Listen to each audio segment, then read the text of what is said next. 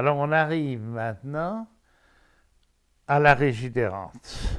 Alors ça, c'est toute une histoire assez... Je vais essayer de la résumer.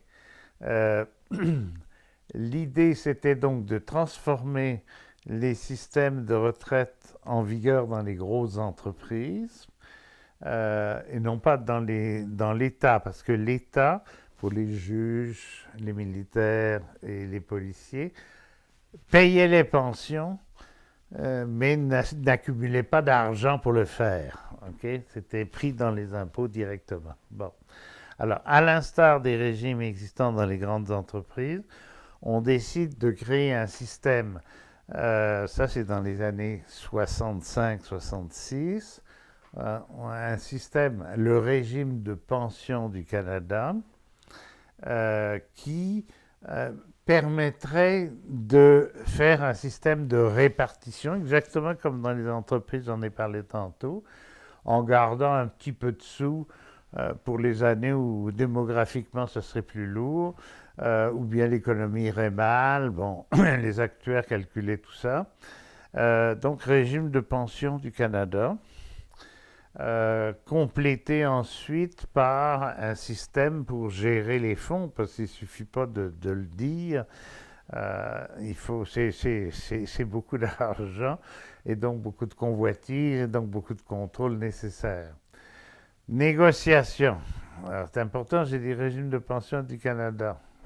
Alors le Québec, évidemment, fait cavalier seul, mais pas pour la raison qu'on imagine, pas pour la question nationale seulement. Euh, le régime de pension du Canada a été pensé comme un régime de répartition.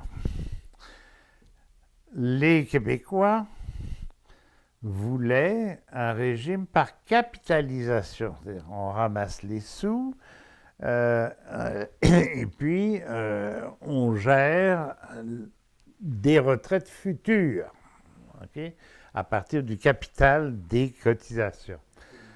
Bon, pourquoi ils faisaient ça? Parce que capital, ça veut dire outil de développement évidemment important.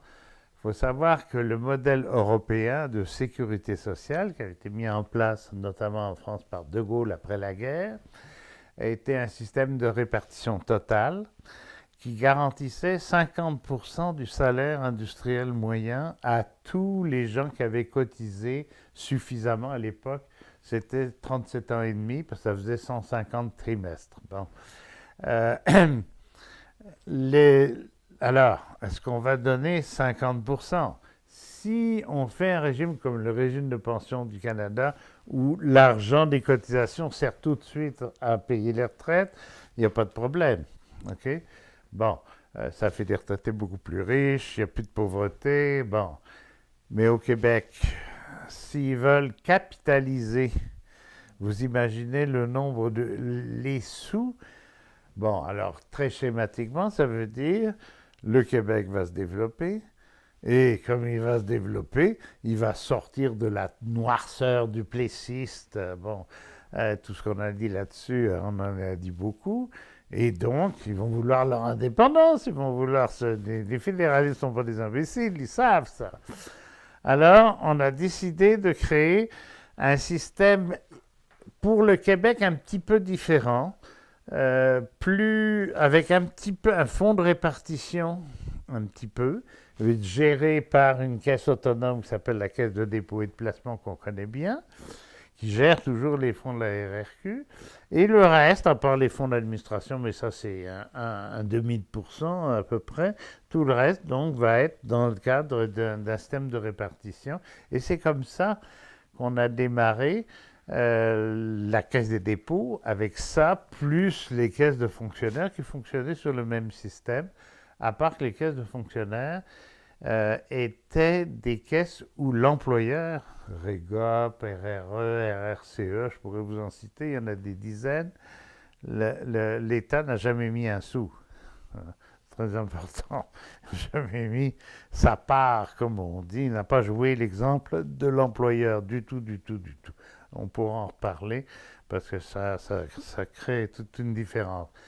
Et du coup, la loi du RPC et du RRQ, on rassemble tout le monde arrive à un système à peu près adapté à tout le monde, mais pour que les Québécois ne puissent pas penser trop facilement un jour à se séparer de Sa Majesté la Reine et de l'État fédéral, on donne 25% du salaire industriel moyen, alors qu'en France, en France et en Europe, en général, c'est le double.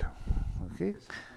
Donc, on règle provisoirement le problème des revenus de retraite, si j'ose dire, mais on ne règle pas du tout le problème de la pauvreté à la retraite, puisqu'on décide 25% de ce que les gens ont gagné. Et encore ça, c'est pour ceux qui ont travaillé pendant 40 ans à un certain taux de salaire qui justifiait une cotisation de 5, 6, 7, 8% pour la retraite.